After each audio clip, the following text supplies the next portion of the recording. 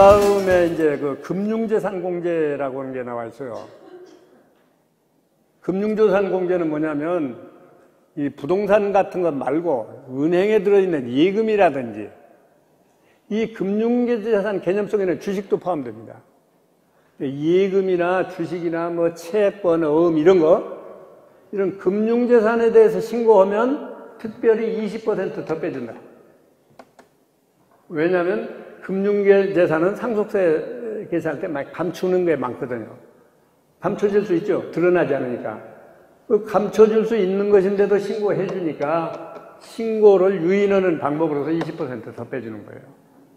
그런데 금융재산이 꽤 많아서 내 것은 20%만 계산해도 금액이 상당하더라. 2억이 넘더라.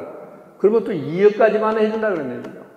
나는 20%에 해당되는 금액이 나 3억이다. 그러면 3억 다 빼주는 게 아니고 20% 더는 안 빼준다. 그러니까 맥시멈 뭐라고 그러니까 전부에서 2억까지 공제받을 수 있다. 이렇게 보시고, 그 다음에 6번이라고 되어 있습니다. 동거주택 공제라는 게 동거주택. 무슨 얘기냐면 돌아가신 분하고 상속을 받는 사람하고 같이 살았어요. 그러니까 우리 전통적으로는 부모 자식이 같이 살았어요. 한 집에서. 그러면 얼마를 빼주느냐 하면 많이 빼줘요. 그 같이 산 주택 가격의 80%를 빼줘요. 그러면 20%만 세금 매겨요. 그게 왜 이제 이런 게 생겼느냐면 요새 부모 안 모시려고 그러니까. 부모 안 모시려고 그러니까 모시도록 하기 위해서 부모하고 이렇게 같이 살면은 그 집에 대해서는 80% 빼주고 20%만 세금 매기겠다. 근데 얼마 동안 살아야 돼요? 10년 이상 살아야 된다. 최소한 10년은 살아야지. 그런 말을 안 하면 어떻게 되겠어요? 조금 살고, 부모고 조금 살고 80% 공제해달라면 안 되니까. 10년 이상 살면은 결국 이 혜택이 아주 크더라고요. 그렇죠? 요새 이 서민들이라고 하는 게 집 하나가 전 재산인 사람들이 많이 있잖아요. 근데 그 집에 80%는 빼주고 20%만 세금 매긴다고 하니까 그것이 효과가 큽니다. 그 다음에는 이제 여기까지 했으니까, 여기 아까 보시다시피 상속재산 가액에서 상속재산을 얼마짜리인가 평가했더니 과세 가액이 나오는데 여기서 뭐 넣고 빼고 한 게 있고, 그 다음에는 이렇게 공제해 주는 것들이 여러 가지 쭉 지금 살펴봤습니다. 이렇게 하니까 나머지를 우리는 과세 표준, 그냥 약해서 과표라고 얘기한다. 그러면 이제 나머지 절차가 뭐가 남았어요? 이제 세금을 계산해야 되죠. 여기다 이제 세율을 곱하면, 그러니까 과세 표준하고 세율은 항상 붙어 다닙니다. 그러니까 붙어 다녀. 떨어지면 세금 계산이 안 되니까 여기다 세율을 곱하면 그것이 이번에 내가 부담해야 할 세액이 얼마다 이렇게 산출된다 그런 얘기예요. 그래서 이제 지금부터 살펴보는 것은 세액 계산 방법입니다. 5번이라고 되어 있죠. 세액 계산 방법. 과세 표준의 세율을 곱한 금액을 산출세액이라고 한다. 근데 이 세율이 단계가 5단계. 그냥 얼마, 뭐 몇 프로 이런 게 아니고 5단계의 세율이 다 틀려요. 여기 보면 첫째 번째 1억 이하가 얼마입니까? 10%. 이 1억이라고 하는 건 뭘 얘기해요? 방금 얘기한 과세 표준을 얘기합니다. 여기서 넣고 빼고 다 했더니 과세 표준이 얼마 나왔죠? 이것이 1억이란 얘기예요. 왜 재산가액이 1억이 아니고. 이 과표가 1억 이하는 10%다. 그 다음에 두 번째는, 그러면 나는 우리 것은 1억은 넘는데 1억은 넘어갔는데 5억을 넘지는 않는다. 그러니까 1억에서 5억 사이다. 과표가. 그러면 얼마입니까? 20%. 또 5억은 넘는데 10억은 안 넘었다. 그 사이다. 그러면 30%. 10억을 넘어서 30% 사이다. 30억 사이다. 그러면 40%. 30억 넘는 사람은 어떻게 돼요, 그러면? 50%. 그러니까 약 반은 정부가 가지고 오고 내 차지가 반 된다, 이렇게 생각하면 돼요. 그러니까 상속세가 굉장히 높아요. 우리나라에서 세금 중에 제일 높은 게 상속세거든요. 상속세보다 높은 세율은 없어요. 제일 높아요. 그러니까 이제 상속세법을 쓴 사람들은 이렇게 얘기합니다. 왜 이렇게 상속세가 높으냐. 그래서 이제 여러 가지 목적이 있지만은 어떤 사람은 생전에 뭐 쓰지도 않고 뭐 아껴서 절세를 잘 해가지고 재산이 좀 불어났다. 그런 사람 있죠? 절세를 잘해서 무슨 불법으로 한 게 아니고 세법을 연구해가지고 절세를 잘해서 다른 사람보다 재산이 더 남아있다. 근데 마지막에 50% 훑어가 버리면 절세한 게 아무 의미가 없죠. 그렇죠? 또 어떤 사람은 그렇게 뭐 합법적으로 절세를 한 게 아니고 우리가 말하는 탈세를 많이 했다. 막 계약서도 이중으로 쓰고 막 생계산서 안 긋고 막 이렇게 해서 탈세를 해서 재산을 많이 모았다. 그 사람도 마지막에는 그 돈도 50%는 내놓고 가야 되거든요. 그렇죠? 그러니까 자기가 정직하게 산 사람, 또 좀 나쁘게 산 사람, 이 사람들 다 정산을 해가지고 저 사람이나 이 사람이나 선한 사람, 악한 사람 다 해가지고 누구든지 이 50%라는 정산에 걸리면 똑같이 내놓고 가야 된다. 그런 뜻이에요. 그렇게 생각하면 착한 사람이 조금 억울하죠. 그렇죠? 아, 나는 안 먹고 안 쓰고 해서 맡겨놨는데 나쁜 짓에서 탈세한 놈이나 도둑질한 놈이나 똑같이 50% 상속세에서는 무차별하게 똑같이 낸단 말이죠. 그러니까 여러분 많이 쓰세요. 예? 너무 아끼지 말고 쓰세요. 반 가져가는데 정부에서. 근데 아까 얘기다시피 저도 어떤 때는 돈도 얼마 없지만은 뭐 쓰고 싶고 또 어떤 때는 마누라는 좀 쓰셔요. 그래요. 근데 이 촌놈이 돼서 못 써요. 쓰고 나면 뭐 불안하고 못 써요. 내가 꼼꼼 생각해 보니까 그래도 자식한테 한 푼이라도 더 물려주려고 하는 거 아닌가. 특히 우리 한국 사람들이 많이 그러거든요. 그래서 마지막에는 이렇게 정산을 한다. 다 누구 내놓고 가야 된다. 그래서 이제 평생 동안 아무리 정부가 이렇게 세금을 샅샅이 잘 거두어도 100% 계획할 수는 없잖아요. 그렇죠? 그래도 탈세하는 사람도 있고 또 어떤 사람은 착하게 절세해서 좀 가지고 있는 사람도 있고 그러나 갈 때는 차별 없이 다 반은 내놓고 가라. 지금 이런 게 상속세법입니다. 그래서 최고 세율은 50%다. 여기 여러분이 실제 계산할 때 이 괄호 속에 누진공제익이라는 말이 나왔죠. 누진공제. 이게 무슨 얘기냐면 과세 표준이 10억 초과 30억 이하면 몇 퍼센트입니까? 40%죠. 그럼 만일에 10억 초과 30억이 그러면 20억이다. 과표가. 나는 20억이다. 그러면 20억에 얼마를 곱해야 돼요? 40% 해야 되죠.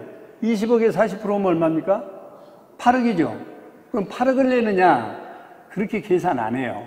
왜냐하면 이거 좀 어렵습니다만은 자, 맨 처음부터 해보면 과세 표준이 1억일 때 몇 퍼센트라고 그랬어요? 10%죠? 10%. 근데 1억이 넘어서 나는 그런데 5억하고 이 사이에 있다. 5억까지다. 그러면 얼마라고 그랬어요? 20%라고 그랬죠? 그렇죠? 그러면 나는 딱 5억이다. 내 것은 과표가 계산이 딱 5억이다. 얼마 내야 돼요? 5억에 20%면 1억 내야 되죠. 그러면 1억을 내느냐, 세금을 그렇게 계산 안 하고 1억까지 먼저 계산을 해요. 그러면 1억까지 하면 얼마입니까? 10%면 1,000만 원이죠? 나중에 두 번째 단계 계산할 때는 1억은 이미 10%로 계산이 끝났으니까 나머지 얼마만 20% 해야 돼요? 4억을 해야 돼요. 4억에 20%면 얼마입니까? 8천만 원이죠. 그러면 처음에 이때 계산할 때 1,000만 원하고 두 번째 단계에서는 8천만 원이 나왔으니까 합쳐서 얼마입니까? 9천만 원 내라. 이렇게 한다 그거예요. 근데 이렇게 단계마다 계산을 하면 복잡하죠. 그러면 5단계까지가 있으니까 5번을 계산해야 돼. 근데 실제로 이렇게 내가 계산을 해보니까 그럴 게 아니고 자기에 해당되는 금액에다가 가령 나는 10억이라고 합시다. 5억과 10억 사이에. 그러면 세율이 얼마입니까? 30%죠. 그렇죠? 그러면 10억에 30%면 얼마입니까? 3억이죠. 3억. 그러면 한 번, 두 번, 세 단계 계산을 이렇게 따로따로 아까 해야 맞다고 그랬죠. 그렇게 만약에 계산 안 하면 3억을 내야 되죠. 그러면 한 단계 더 계산해 봅시다. 아까 5에서 20까지는 9천만 원 나왔죠. 그럼 나머지 얼마 남았어요? 5억은 계산이 끝났으니까. 5억 남았죠. 5억에 30%면 얼마예요? 1억 5천이죠. 그러면 여기 또 1억 5천을 합니다. 그러면 3단계 계산할 때 얼마입니까? 2억 4천이죠. 그러면 이렇게 계산할 때마다 복잡하게 해내려갈 게 아니고 자기가 이 30억 사이에 있다면, 만일에 이 사이에 있다면 가령 나는 그게 아니고 20억이다. 그러면 20억이라도 세율은 30%를 적용해야 되죠. 근데 이렇게 단계적으로 계산하는 거하고 이렇게 한 번에 계산하는 거하고 차이가 얼마나 나느냐. 그냥 여기다 막바로 곱해가지고 그 누진 차이만 빼버리면 답이 똑같아져요. 그것을 여기 말은 누진공제액이라고 해요. 누진공제, 괄호 속에. 그러니까 여러분은 세법에는 이런 말이 안 나와 있어요. 그냥 이렇게만 나와 있어요. 또 5단계로. 근데 실제 계산은 이렇게 복잡하게 할 수가 없으니까 자기에 해당되는 세율을 곱해가지고 괄호 속에 누진공제. 우리가 해보니까 그 금액이 공제하면 맞더라 해서 해놓은 거니까 그걸 바로 빼버리면 자기께 딱 나와요. 그래서 여러분이 손수아마 실습을 해보시면 재미있습니다. 그래서 이렇게 누진공제 제도를 채택하고 있다. 그 다음에 이제 6번이라고 되어 있는데 보면 할증세율이 나와 있습니다. 할증세율이라고. 할증은 글자 그대로 지금 여기서 설명한 세율보다도 거기다 덤으로 더 붙여내라 그런 얘기예요. 덤으로. 요새 우리말이 덤이라고 하는 게 참 좋잖아요. 처음에 얼마 주고 조금 더 주는 거 덤. 근데 요새 영어 쓰기 좋아해가지고 덤이라고 안 하고 뭐라고 그래요? 응? 커피 한 잔 마시면서 요 다음에 여기 덤으로 더 달라는 뭐라고 합니까 요새? 리필이라고 그러죠. 리필. 어느새 요 최근에 갑자기 그 말이 나오더니 그냥 대한민국 사람 다 리필한다고 그래. 아, 덤으로 좀 더 주시면 되는데 리필해 주시오. 나 그게 아주 못마땅해요. 응? 요새 또 많이 쓰는 말 업그레이드 한다고 그러죠. 업그레이드. 다 처음에 무슨 말인지 잘 모르죠. 근데 여러 번 듣다 보면 아, 이런 뜻이구나 짐작은 하죠. 업그레이드. 우리말로 하면 뭐예요? 업그레이드. 한층 높인다 그런 얘기 아닙니까? 한층 높여. 그러니까 우리말로 하면 그 격상시킨다는 게 격상. 지금 2단계인데 조금 격상시킬 수 있지 않냐.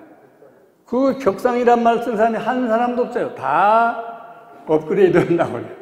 이게 주체성이 없어요. 그런 점에서는. 북한 놈들은 너무 주체 하다가 망하고 우리는 또 너무 주체성이 없어요. 그런 점에서는. 그래서 여기 할증, 우리말로 썼습니다. 할증, 더 낸다. 어떤 거냐면,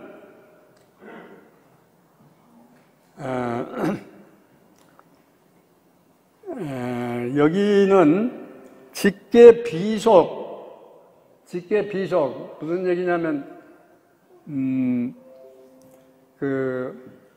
직계 비속이 아니야. 여기 조금 잘못 썼습니다. 직계 비속이 아니야. 그러니까, 아들, 할아버지 이렇게 쭉 내려가야 직계 비속 아닙니까?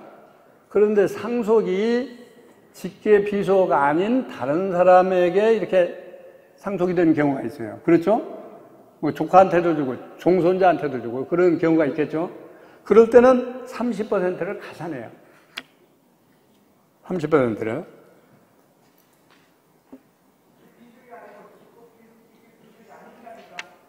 예, 그렇습니다. 예, 오다 보니까 조금 잘못됐어요. 이제 여러분 구분해야 될 것이 증여세법에서는 요 다음 시간에 배울 증여세에서는 자기 직계 비속이라 하더라도 30%를 가산합니다. 가령 아들한테 안 주고 손자한테 줬어요. 그러면 아들이 내는 것보다도 30% 더 내야 돼요. 손자한테. 그러면 상속세에서는 왜 직계 아닌 사람한테만 그렇게 하라고 그랬느냐? 상속세에서는 할아버지가 이렇게 손자 주어라 이렇게 하고 죽잖아요. 유언을 하고 죽는단 말이에요. 손자 주어라.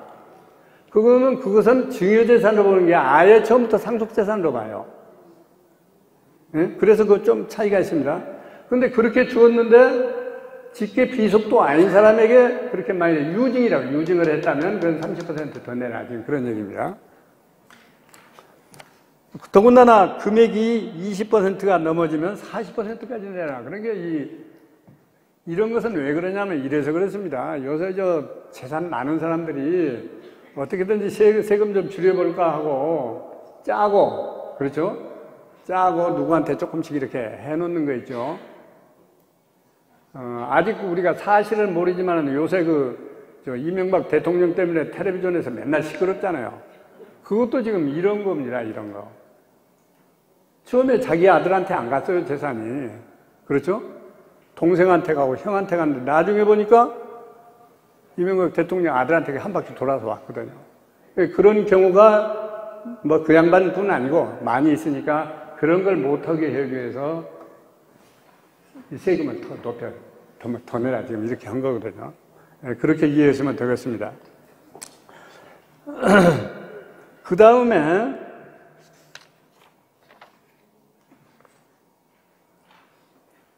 아까 이제 상속 공제 여러 가지를 얘기를 했는데, 가령 어머니도 주고 아버지도 줬어요, 아들에게. 그렇죠?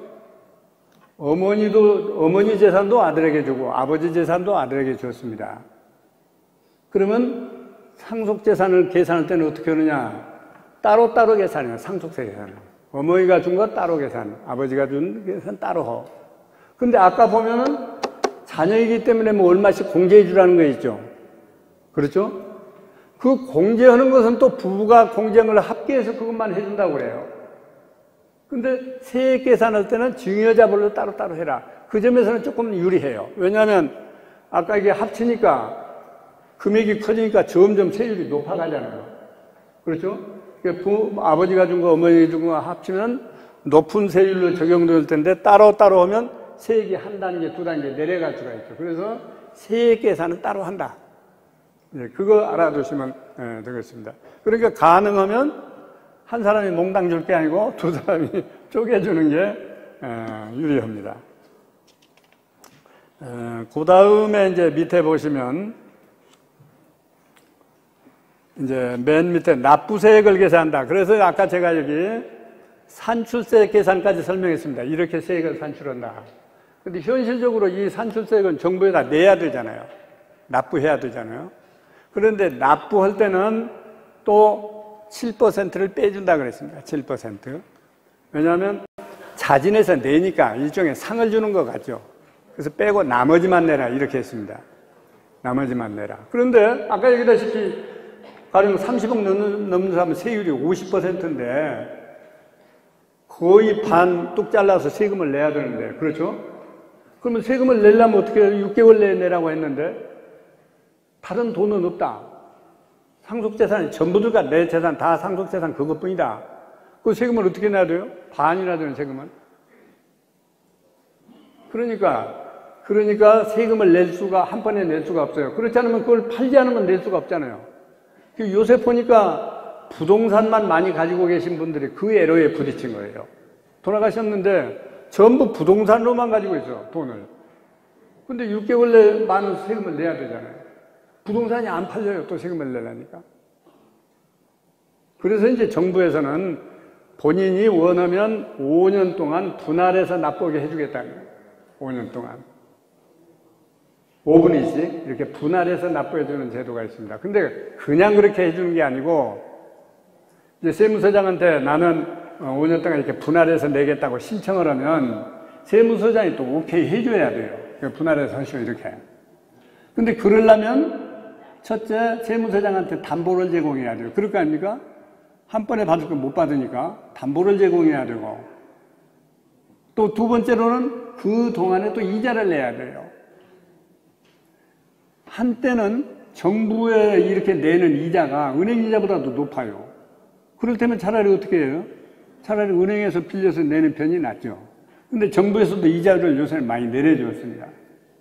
어쨌든지 간에 5년간 분할해서 낼 수 있는 제도는 마련되어 있다. 또 한 가지는 이런 경우가 있죠. 나는 돈이 없으니까 상속받은 재산 그걸 당신이 떼어가시오. 일종의 물납이죠, 물납. 상속재산을 그냥 가령 이 중에 내 땅 이게 200평인데 100평 떼어가시오, 정부가. 이렇게 할 수도 있어요, 물납. 이것도 세무서장이 오케이 해줘야 돼요. 또 내가 가져가라면 아무거나 안 가져가요. 어떤 거 가져가겠어요? 정부는 결국 그걸 팔아서 세금에 충당해야 되니까 팔릴 수 어떤 것이 잘 팔리겠는가 봐서 받아가지 안 팔릴 거 이거 안 받아간단 말이에요. 그래서 요새 어떤 현상이 나냐면 어떤 현상이 나냐면 임야 같은 거 많으신 분들이 있어요. 임야. 그 임야로 좀 떼어주라고 하는데 세무서장들이 그 임야 안 받아가겠다. 산 안 팔리면 어떡하느냐. 안 받아가려고 그래요. 그래서 이제 요새는 심지어 이렇게까지 했어요. 다른 금전으로 낼 수 있는 형편이 되는데도 불구하고 물건으로 가져가라고 한다. 그럴 때는 안 받을 수 있다. 이렇게 구체적으로 명시했어요. 보니까 그 사람 예금도 있고 상속재산이 있는데 그건 안 내고 그냥 쓸모없는 땅 이거 떼어가라고 그런다. 그거 안 받는다. 세무서장이. 이것도 상당히 문제가 있고 또 하나는 내가 세금을 낼 때는 이것을 10억으로 치고 냈는데 사실은 실제는 10억보다 더 간단 말이죠. 가치가. 실제는 15억짜리인데 세금 낼 때는 10억짜리로 치고 세금을 냈다. 정부 표준에 그러면 정부에서도 10억으로 과세 했기 때문에 10억어치만 치고 가져가겠다 이런 얘기예요. 그러면 누가 그렇게 하겠어요? 안 하지 또?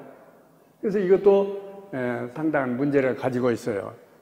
그래서 제가 언제 한번 신문에 이런 얘기를 썼습니다. 왜냐하면 과세할 때 10억 원으로 치고 과세를 했다면 그러면 그 물건값이 10억인데 10억으로 치고 가져갈 수밖에 없잖아요. 세무서장은. 그렇죠?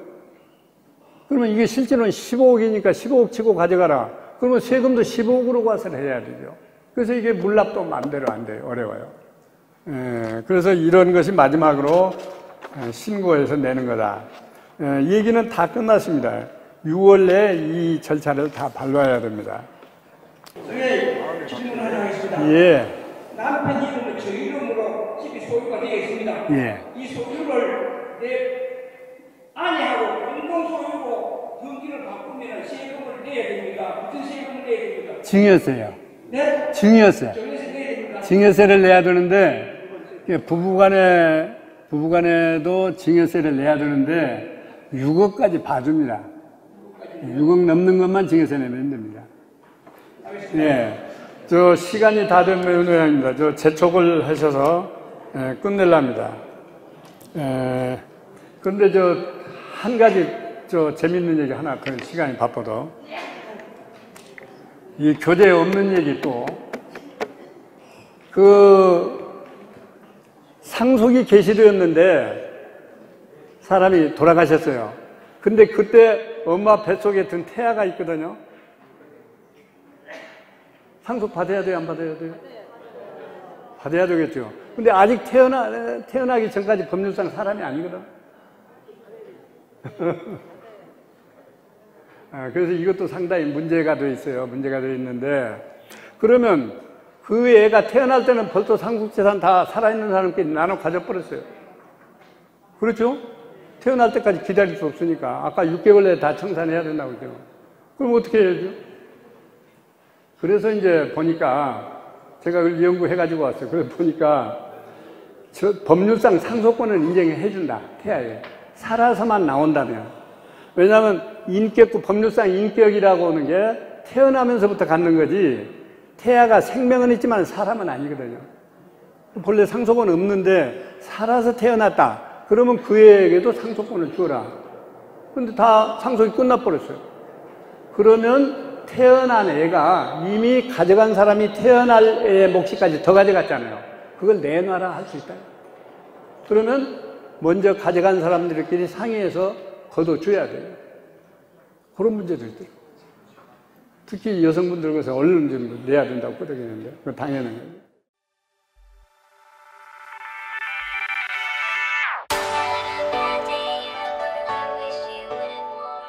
강남구 논현동에 위치한 대지면적 약 75평, 연면적 약 200평의 수익형 부동산 개발 사례입니다. 인지도 있는 브랜드와 연계하여 임차인이 선호하는 최상의 공간을 만들어갑니다. 소호 사무실을 계획하여 수익률을 극대화하였습니다. 1층 필로티를 활용한 편리한 주차, 풀옵션 주거 공간과 독립된 옥상 정원, 전용 면적 5평에서 7평대까지 고급 임대주택의 수익 극대화가 되도록 가구와 자재를 선별하였습니다. 풀옵션으로 전자제품, 가구류와 집기류가 모두 포함되도록 계획하였습니다. 매각 시 자산가치가 높을 건축물로 디자인하였습니다.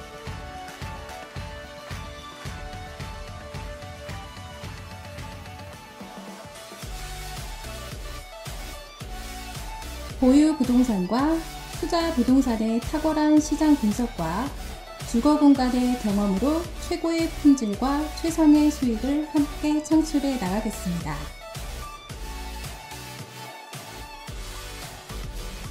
책임, 위탁, 전속, 일반 관리 등 건물주 취향에 따라 선택 가능합니다. 수금 책임제로 월세 미납 시 대납해 드립니다. 공실 클럽 및 제휴사의 광고를 통한 타사 대비 공실률 최소화로 인해 수익률 증가가 가능합니다.